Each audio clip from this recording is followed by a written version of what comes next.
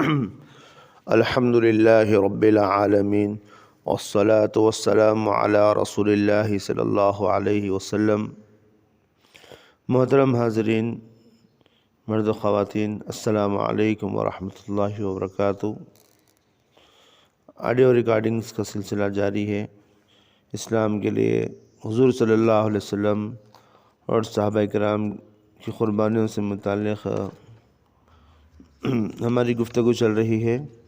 آج کا جو عنوان ہے، حضور صلی اللہ علیہ وسلم کے زمانے میں صحابہ کرام کا میدان جنگ میں دعوت دینا۔ حضرت مسلم بن حارث ابن مسلم تمیمی فرماتے ہیں کہ مجھ سے میرے والد حارث نے یہ بیان کیا کہ حضور صلی اللہ علیہ وسلم نے ہمیں ایک جماعت میں بھیجا۔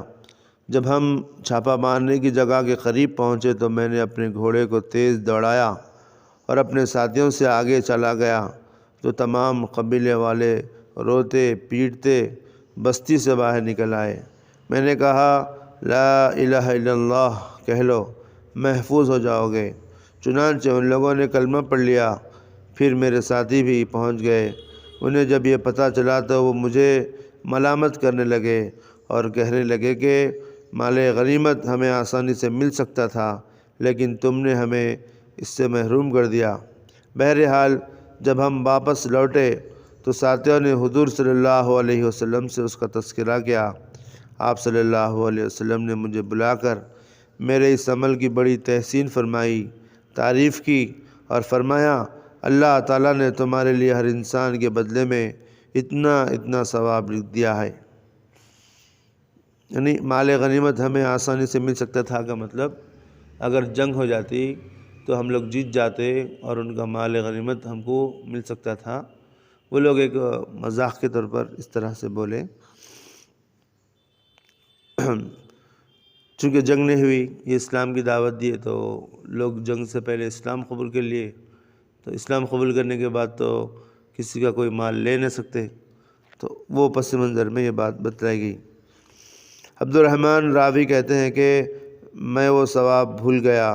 پھر حضور صلی اللہ علیہ وسلم نے فرمایا، میں تمہیں ایک تحریر لکھ کر دیتا ہوں اور میرے بعد جو مسلمان کے امام ہوں گے ان کو تمہارے بارے میں وصیت کر دیتا ہوں۔ چنانچہ آپ صلی اللہ علیہ وسلم نے وہ تحریر لکھوا کر اس پر مہر لگائی اور پھر مجھے دے دی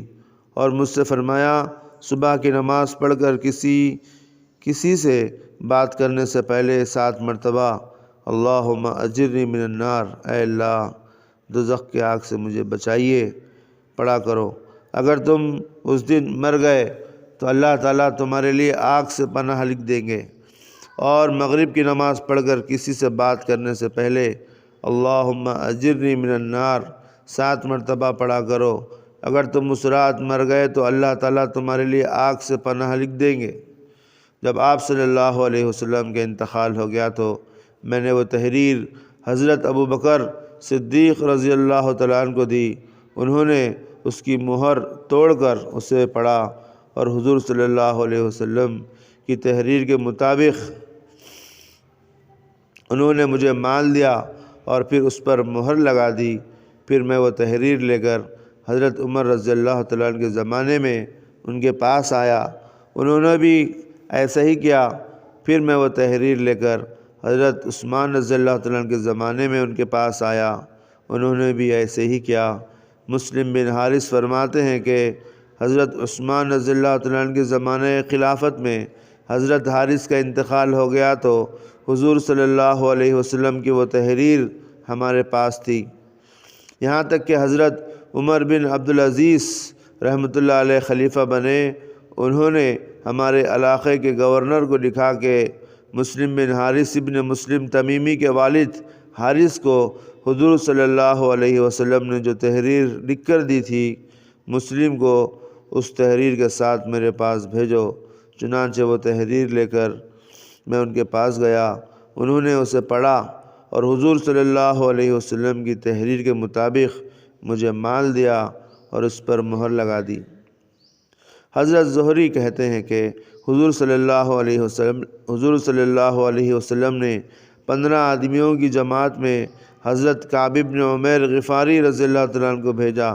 جب یہ لوگ ملک شام کے مقام ذات اطلاع پہنچے تو انہوں نے وہاں کافروں کی بہت بڑی تعداد کو پایا۔ ان حضرات نے ان کافروں کو اسلام کی دعوت دی جسے انہوں نے قبول نہ کیا، بلکہ انہوں نے تیر برسانے شروع کر دیے۔ صحابہ نے یہ دیکھ کر ان سے بڑی سخت جنگ کی، یہاں تک کہ وہ سب شہید ہو گئے۔ ان شہیدوں میں صرف ایک زخمی آدمی زندہ بچ گیا جو رات کے اندھیرے میں کسی طرح چل کر حضور صلی اللہ علیہ وسلم کی خدمت میں پہنچ گیا، جس نے حضور صلی اللہ علیہ وسلم کو ساری کارگزاری سنائی۔ اس پر حضور صلی اللہ علیہ وسلم نے ان کافروں کی طرف لشکر بھیجنے کا ارادہ فرمایا، لیکن آپ کو پتہ چلا کہ وہ کافر وہاں سے کسی اور جگہ چلے گئے ہیں، لہذا وہ لشکر نہ بھیجا۔ حضرت زہری فرماتے ہیں کہ جب حضور صلی اللہ علیہ وسلم عمرۃ القضاء سے ذی الحجہ 6 ہجری کو مدینہ واپس تشریف لائے تو حضور صلی اللہ علیہ وسلم نے ابن ابی الاوجع سلمی رضی اللہ تعالیٰ عنہ کو 50 سواروں کی جماعت دے کر بھیجا۔ ایک جاسوس نے جا کر اپنی قوم کو ان حضرات کی خبر دی اور ان سے ڈرایا۔ وہ بہت بڑی تعداد میں جمع ہو گئے۔ جب حضرت ابن ابی الاوجع وہاں پہنچے تو وہ لوگ پوری تیاری کیے ہوئے تھے۔ جب صحابہ نے ان کی اس بڑی تعداد کو دیکھا تو بلا خوف و خطر ان کو اسلام کی دعوت دی۔ ان لوگوں نے صحابہ اکرام کی بات کو نہ سنا اور کہا کہ تم جس دین کی دعوت دے رہے ہو ہمیں اس کی کوئی ضرورت نہیں، اور یہ کہہ کر انہوں نے صحابہ پر حملہ کر دیا، ان پر تیر پھینکنے لگے اور ان دشمنوں کی امداد میں ہر طرف سے لوگ آنے لگے اور انہوں نے ان صحابہ کو ہر طرف سے گھیر لیا۔ صحابہ نے بڑی ہمت سے ان کا مقابلہ کیا، خوب زور و شور سے ان سے جنگ کی، یہاں تک کہ اکثر صحابہ شہید ہو گئے اور خود حضرت ابن ابی الاوجع بہت زیادہ زخمی ہوئے، لیکن زندہ رہ جانے والے اپنے باقی ساتھیوں کو لے کر سفر 8 ہجری کی پہلی تاریخ کو وہ کسی طرح مدینہ پہنچ گئے۔ حضرات صحابہ اکرام کا حضرت ابو بکر صدیق رضی اللہ تعالیٰ عنہ کے زمانے میں میدان جنگ میں اللہ و رسول کی طرف دعوت دینا اور حضرت ابو بکر صدیق رضی اللہ تعالیٰ عنہ کا اپنے امراء کو اس کی تاکید کرنا۔ حضرت سعید بن مسیب رضی اللہ تعالیٰ عنہ کہتے ہیں کہ حضرت ابو بکر صدیق رضی اللہ تعالیٰ عنہ نے شام کی طرف لشکر روانہ فرمائے اور ان کا حضرت یزید بن ابی سفیان اور حضرت عمرو بن العاص اور حضرت شرحبیل بن حسنہ کو امیر بنایا۔ جب یہ لشکر سوار ہو کر چلے تو حضرت ابو بکر ان لشکروں کے امراء کے ساتھ رخصت کرنے کے لیے ثنیۃ الوداع تک پیدل گئے۔ ان امراء نے کہا، یا خلیفۃ رسول اللہ، آپ پیدل چل رہے ہیں اور ہم سوار ہیں۔ انہوں نے کہا، میں ثواب کی نیت سے یہ چند قدم اللہ کے راستے میں اٹھا رہا ہوں۔ پھر حضرت ابو بکر ان کو ہدایت دینے لگے اور فرمایا، میں تمہیں اللہ تعالیٰ سے ڈرنے کی تاکید کرتا ہوں، اللہ کے راستے میں جہاد کرو اور اللہ تعالیٰ کو نہ مانے اس سے جنگ کرو، کیونکہ اللہ تعالیٰ اپنے دین کا مددگار ہے، اور مال غنیمت میں خیانت نہ کرنا اور بدعہدی نہ کرنا اور بزدلی نہ دکھانا اور زمین میں فساد نہ پھیلانا۔ بزدلی یعنی دشمن سے ڈر کر پیٹ بتا کر بھاگ کر آنا، بزدلی نہ دکھانا، زمین میں فساد نہ پھیلانا، اور تمہیں جو حکم دیا جائے اس کے خلاف نہ کرنا۔ جب تقدیر خداوندی سے مشرک دشمن سے تمہارا سامنا ہو تو اسے 3 باتوں کی دعوت دینا، اگر وہ تمہاری باتیں مان لے تو تم ان سے قبول کر لینا اور رک جانا۔ سب سے پہلے ان کو اسلام کی دعوت دو، اگر وہ اسے مان لیں تو تم ان سے قبول کر لو اور ان سے جنگ کرنے سے رک جاؤ۔ پھر ان سے کہو کہ وہ اپنا وطن چھوڑ کر مہاجرین کے وطن منتقل ہو جائیں۔ اگر وہ ایسا کر لیں تو انہیں بتاؤ کہ ان کو وہ تمام حقوق ملیں گے جو مہاجرین کو حاصل ہے، اور ان پر وہ تمام ذمہ داریاں عائد ہوں گی جو مہاجرین پر ہے، اور اگر وہ اسلام میں داخل ہو جائیں اور اپنے وطن میں ہی رہنا پسند کرے اور مہاجرین کے وطن نہ آنا چاہے تو انہیں بتا دینا کہ ان کے ساتھ دیہات میں رہنے والے مسلمانوں والا معاملہ ہوگا، اور ان پر اللہ تعالیٰ کے وہ تمام احکامات لاگو ہوں گے جو تمام مومنوں پر اللہ تعالیٰ نے فرض فرمائے ہیں۔ اور مسلمانوں کے ساتھ جہاد میں شرکت کے بغیر انہیں جزیہ ادا کرنے کی دعوت دو۔ اگر وہ اسے مان لے، اگر وہ اسے مان جائے تو تم ان سے قبول کر لو اور ان سے جنگ کرنے سے رک جاؤ، اور اگر وہ جزیہ دینے سے بھی انکار کر دیں تو اللہ تعالیٰ سے مدد طلب کر کے ان سے جنگ کرو۔ کھجور کے کسی درخت کو ضائع نہ کرنا اور نہ اسے جلانا، اور کسی جانور کی ٹانگیں نہ کاٹنا، اور نہ کسی پھلدار درخت کو کاٹنا، اور نہ ان کی کسی عبادت گاہ کو گرانا، اور بچوں اور بوڑھوں اور عورتوں کو قتل نہ کرنا۔ تم ایسے لوگوں کو بھی پاؤ گے جو خلوت خانوں میں تنہائی میں گھر کے اندر گوشہ نشین ہوں گے، انہیں ان کی حالت پر چھوڑ دینا اور اپنے کام میں لگے رہنا۔ اور تمہیں ایسے لوگ بھی ملیں گے جن کے سروں میں شیطان نے اپنے گھونسلے بنا رکھے ہوں گے، یعنی وہ ہر وقت شیطانی حرکتوں میں لگے رہتے ہوں گے اور گمراہ کرنے کے شیطانی منصوبے چلاتے ہوں گے۔ ایسے لوگوں کی گردنیں اڑا دینا۔ حضرت عروہ فرماتے ہیں، حضرت ابو بکر صدیق رضی اللہ تعالیٰ عنہ نے جب حضرت خالد بن الولید کو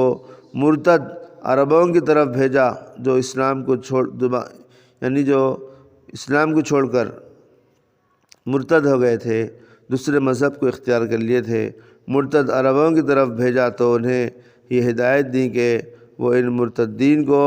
اسلام کی دعوت دیں اور ان کو اسلام کے فائدے اور ذمہ داریاں بتائے، اور ان کے دل میں ان کی ہدایت کی پوری طلب ہو۔ ان مرتدین میں سے جو بھی اس دعوت کو قبول کرے گا، وہ کالا ہو یا گورا، اس کا اسلام قبول کر لیا جائے گا۔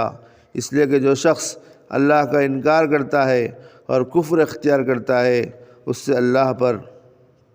ایمان لانے کے لیے قتال کیا جاتا ہے، اس سے اللہ تعالیٰ پر ایمان لانے کے لیے قتال کیا جاتا ہے، جنگ کی جاتی ہے۔ لہذا جسے اسلام کی دعوت دی گئی اور اس نے اسلام کو قبول کر لیا اور اس نے اپنے ایمان کو سچا کر دکھایا، تو اب اس پر کوئی گرفت اور مواخذہ نہیں ہوگا، کوئی پکڑ نہیں ہوگی، اور اللہ تعالیٰ خود اس سے حساب لیں گے۔ اور جو مرتد اسلام کی دعوت کو قبول نہ کرے، حضرت خالد بن الولید اسے قتل کر دیں۔ محترم حضرات، یہ چند باتیں تھیں، انشاءاللہ آئندہ کی باتیں آگے کی ایپیسوڈ میں آئیں گی۔ آپ غور فرما سکتے ہیں کہ اللہ کے رسول صلی اللہ علیہ وسلم کی جو بھی دعوتی حکمتیں تھیں اور جو بھی دعوتیں تدبیریں تھیں، وہ ہمارے لیے بہت زیادہ موجودہ زمانے میں اہمیت رکھتی۔ شروع ہی سے اگر ہم دیکھیں تو اللہ کے رسول صلی اللہ علیہ وسلم کا ہر عمل حکمت پر مبنی ہے، اس لیے کہ اللہ کے رسول نے جو کچھ بھی کیا وہ اللہ تعالیٰ کے حکم کے مطابق کیا۔ جو کچھ بھی اللہ تعالیٰ نے کہا، اللہ کے رسول نے کہا، وہ وحی کے مطابق کہا۔ تو اس میں جو حکمت دعوت کی جو حکمت عملیاں ہیں وہ ہمارے لیے بہت زیادہ نمونہ ہیں۔ اللہ تعالیٰ نے قرآن مجید میں جو بات فرمائی، ادعو الی سبیل ربک بالحکمت والموعظۃ الحسنۃ وجادلھم باللتی احسن، یعنی اس آیت میں اللہ تعالیٰ نے اللہ تعالیٰ کی طرف بلانے کے لیے کہا تو حکمت کے ساتھ بلانے کے لیے کہا، اور ایسی باتیں کہہ کر بلانے کے لیے کہا، والموعظۃ الحسنہ، جو بھلی ہو اور موقع محل کے حساب سے ہو، آگے والے کے مقام و مرتبے کے حساب سے ہو، اور بات اس کے دل و جان میں اتر جاتی ہو، اس طرح کا اسلوب، اس طرح کا انداز اختیار کرنے کے لیے کہا۔ وجادلھم باللتی احسن، اگر کچھ نوک جھونک بھی ہو جائے تو اس میں اسلامی اخلاقی جو طریقہ کار ہے، اس طریقہ کار کو اپنانے کا اللہ تعالیٰ نے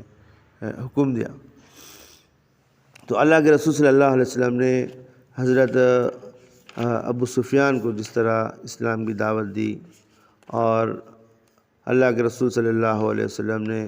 حضرت اکرمہ بن ابو جہل کو اسلام کی جس طرح دعوت دی، اور اسی طرح اللہ کے رسول صلی اللہ علیہ وسلم نے صفوان ابن امیہ کو جس طرح اسلام کی دعوت دی، اور اللہ کے رسول صلی اللہ علیہ وسلم نے جس طرح حضرت حویتب بن عبد العزیٰ کو اسلام لانے کی دعوت دی۔ تو یہ جو دعوت دینے کا جو طریقہ اور اسلوب، موقع محل کا خیال اور آگے والے کے مقام و مرتبے کا پاس و لحاظ کا خیال رکھا گیا، اس میں ہمارے لیے بہت زیادہ دعوت کی حکمت عملیاں ملتی ہے۔ ابو سفیان اور حضرت خالد بن الولید، اکرمہ بن ابو جہل اور حضرت صفوان اور حضرت حویتب، یہ اپنے قوم کے سرداران تھے، بڑے بڑے فوجی کمانڈر تھے، اور ان کے زیر دست، ان کے ماتحت ہزاروں لوگ تھے۔ تو اللہ کے رسول صلی اللہ علیہ وسلم نے ان کے تمام مقام و مرتبے کا پاس و لحاظ رکھا، ان کی نفسیات کا خیال رکھا، موقع محل کی نزاکت کو سمجھا، اور چونکہ ہر ایک کے پاس اگر ہم دعوت دینے کے لیے جائیں تو بہت بڑی ثواب کی بات ہے۔ اللہ کے رسول نے اس طریقے کو بھی اپنایا، لیکن جو حکمت کا جو طریقہ تھا، یعنی اگر کسی قوم کے سردار کو اگر ہم اسلام کی دعوت دیں گے، سردار اسلام کی دعوت قبول کر لیا تو پورا کا پورا قبیلہ آسانی سے اسلام قبول کر لیتا۔ اس حکمت کے پہلو کو اللہ کے رسول صلی اللہ علیہ وسلم نے اپنایا۔ تو موجودہ زمانے میں بھی ہمارے لیے یہ دعوت سے، یعنی اللہ کے رسول صلی اللہ علیہ وسلم کے اس عمل سے ہم کو یہ دعوت ملتی ہے، یہ سبق ملتا ہے کہ ہم بھی، اللہ تعالیٰ نے ہم کو جو گنجائش دی، جو صلاحیتیں دی، موقع محل کے حساب سے، محبت سے، خلوص کے ساتھ اللہ تعالیٰ کو راضی کرنے کے لیے ہمارے اطراف بھی جتنی بھی کمیونٹیز ہیں، ان کے بڑے ذمہ داران ہیں، ان سے ہم ملاقات کریں، ان کے سامنے ہم اپنے اخلاقی نمونے پیش کریں، اپنا کردار پیش کریں، جس طرح اللہ کے رسول صلی اللہ علیہ وسلم نے ابو سفیان کو کس طرح سے، ابو سفیان کے سامنے کس طرح اپنا کردار پیش کیا، معاف کیا، اور یہ اعلان کیا کہ جو بھی ابو سفیان کے گھر میں چلا جائے گا وہ بھی امن اور امان میں رہے گا۔ جس طرح اللہ کے رسول صلی اللہ علیہ وسلم نے اکرمہ بن ابو جہل کو امان دیا، اور اکرمہ بن ابو جہل جب آئے تو بالکل اٹھ کر ان کی طرف لپکے۔ جس طرح اللہ کے رسول صلی اللہ علیہ وسلم نے خالد بن الولید سے یہ کہا کہ اگر خالد بن الولید ہماری صفوں میں ہوتے، مسلمان ہوتے، تو اتنے ٹیلنٹڈ خالد بن الولید ہے، ہم ان کو ہماری اپنی صف میں پہلا درجہ دیتے، ان کو ہم کمانڈر بناتے۔ اس طرح جو خوبیاں جن کے پاس ہے، ان خوبیوں کو اللہ کے رسول نے سراہا، ان کی تعریف کی۔ تو یہ وہ چیزیں تھیں جو ہمارے لیے بھی دروازہ کھلا رکھتی کہ ہم بھی اس طرح کے جو ذمہ داران ہیں موجودہ حالات میں، ہر ایک کمیونٹی کے، ہر ایک فیڈریشن کے، ہر ایک آرگنائزیشن کے، اور ہر ایک علاقے کے، ان سے ہم ملاقاتیں کریں، ان کے اندر جو خوبیاں ہیں ان خوبیوں کی ہم تعریف کریں، ان کو ہم اپنے سے قریب کریں، اور ان کا ہم دل جیتے۔ تو انشاءاللہ اس طریقے کو اگر ہم اپنائیں گے تو وہ دن دور نہیں، جس طرح بڑے بڑے کمانڈرز اللہ تعالیٰ کے قریب ہوئے اور انسانیت کو گلے سے لگائے، سچائی اور حقیقت پر ایمان لائے، تو انشاءاللہ یہ دروازہ جو اللہ کے رسول ہمارے لیے کھول کر گئے، وہ دروازہ آج بھی کھلا ہوا ہے۔ اگر ہم اس دروازے سے داخل ہوں گے، اس حکمت کو ہم اپنائیں گے، اللہ کے رسول صلی اللہ علیہ وسلم کی دعوت کے اس اسلوب کو اپنائیں گے، تو آج بھی ہزاروں لوگ اللہ کے قریب ہو جائیں گے اور دوزخ میں جانے سے بچ جائیں گے۔ اللہ تعالیٰ سے دعا ہے، اللہ تعالیٰ دعوت کے ان حکمت کے جو موتیاں ہیں ان کو چن کر اپنے دامن کو مالا مال اور بھرنے کی توفیق عطا فرمائے۔ انشاءاللہ اس پر اور بھی تفصیلی گفتگو ہوگی یہ تمام واقعات کے ختم ہونے کے بعد۔ آج کی باتیں چند پہلوؤں کو لی ہوئی تھی۔ اللہ تعالیٰ سے دعا ہے اللہ تعالیٰ ہمارے سننے کو اور سنانے کو اور اس کے لیے وقت دینے کو قبول فرمائے، اور صحت اور عافیت عطا فرمائے، ہماری اپنے اوقات میں برکت عطا فرمائے، اور ہر دنیا کی اور ہر آسمان کی آفتوں سے، مصیبتوں سے، بلاؤں سے، اچانک موت سے، سڑک حادثات سے اور بڑی بڑی بیماریوں سے، ہر چھوٹی پریشانی سے ہماری حفاظت فرمائے۔ السلام علیکم ورحمۃ اللہ وبرکاتہ۔ ہے